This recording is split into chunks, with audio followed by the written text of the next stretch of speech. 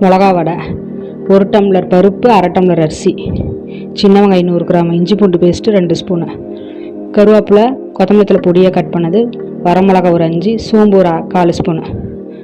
இதை 2 மணி நேரம் ஊற வச்சு அரைச்சி வச்சுக்கணும். அரைச்சி எடுத்துக்கிட்டு இந்த வெங்காயத்தையும் ஒன்றும் பாதியாக அரைச்சி எடுத்து போட்டுக்கணும். வரமிளகாயையும் சின்ன வெங்காயத்தையும் அரைச்சிக்கணும். சின்ன வெங்காயம் தான் போடணும் இதுக்கு டேஸ்ட்டு.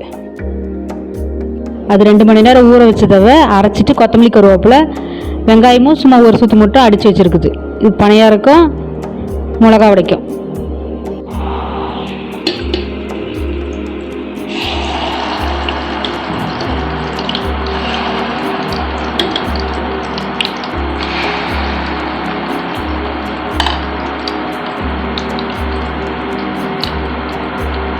இத்தனை தான் போடணும்.